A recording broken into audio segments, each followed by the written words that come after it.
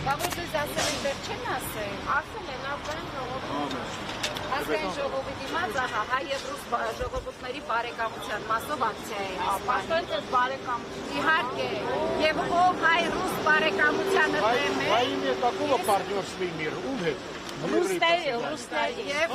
Армяне российское партнер во имя мира и процветания.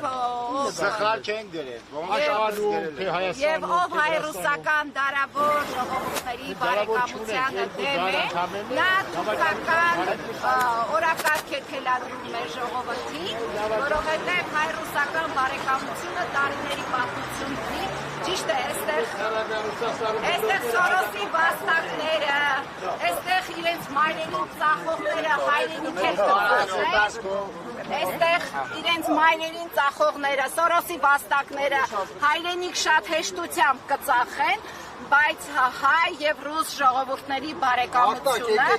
այլընտրանք չունի և այն ուժերը, այն մարդիկ, ովքեր դեմ են այս դարավոր բարեկամությանը, նրանք պարզապես թուրքական օրակարգ են այսօր։ Այստեղ նշում է, որ Ռուսաստանը հիբրիդային պատերազմ է անում Հայաստանի դեմ, հետևաբար որևէ պաշտոնյա չպետք է Հայաստան Ովքեր են նշում և ինչ են նշում, նորից ասացեք։ Որ Ռուսաստանը հիբրիդային պատերազմ է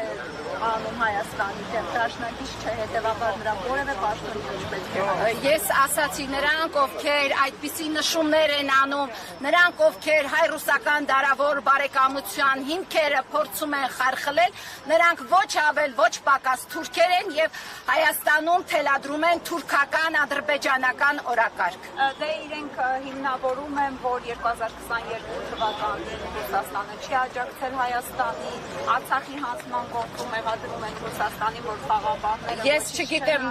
նրանք ովքեր են, եթե անուններ ասեք, ես ասացի, օրինակ, մայրերին դավաճանողները հայրենիք կվաճառեն, հայրենիք կդավաճանեն, մեր բարավոր բարեկամին կվաճառեն, կդավաճանեն։ Ես հիշում եմ, որ պատերազմից անմիջապես հետո Ռուսաստանի առաջին դեմքից հնչեց, թե քանի անգամ են հորդորել, դադարեցնել պատերազմը, Հայաստանը չի անսացել այդ հորդորին, ասեմ ավելին, մենք վերջին ռազմագերիները, Արցախի ռազմագերիները, մեր հայ տղաները, ովքեր գտնվում են Բաքվի բանտերում,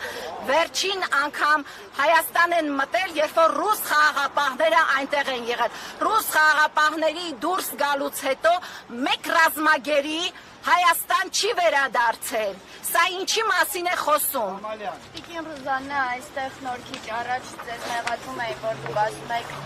ռուս-հայկական բարեկամական հարաբերություններ եւ այդ նպատակները տեսնում են արևմտամետները։ Ցավում եմ, ես բոլորովին վերջերս Եվրոպայի իմ ընկերներից մեկի հետ էի խոսում, մի ցավալի փաստ բերեց, որ այստեղի տարբեր կառույցներ, հատկապես հասարակական կազմակերպությունների տեսքով գնում են այնտեղ եւ 2 կոպեկի համար հայրենիք են վաճառում։ Ես 2 կոպեկով հայրենիք վաճառողներին չեմ ուզում մեկնաբանել։ Տիկին Հակոբյան, եթե ձեզ կարելի է, իհարկե կարելի է։ Հենց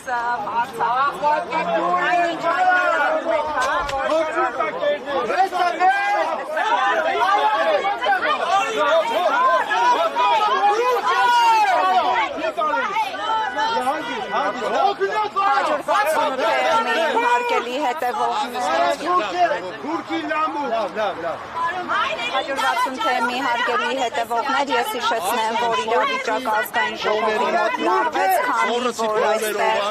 Արման Բաբաջանյանը բողոքի ակցիա էր իրականացնում դեմ Մատիենկոյի Հայաստան ազգային ժողով այցի։ Քիչ առաջ այստեղ եկան նաև հայկական ճակատի անդամները, նրանք ցուցապաստառներով էին, որ Հայաստանը և Ռուսաստանը դաշնակիցներ են, ռուսները հայ ժողովրդի եղբայրներն են, որի արդյունքում երկու բողոքի ակցիայի մասնակիցների միջև տեղի ունեցավ քաշքշուկ։ Այսօրվա դրությամբ փողինչ մի հատ ցույց տալի։ Իմի հարց են տալի այս Եվրոպա մեծ այստեղ չթաշտով յոկնարը որոք Եվրոպա տարածաշրջանում Թուրքիայի որպես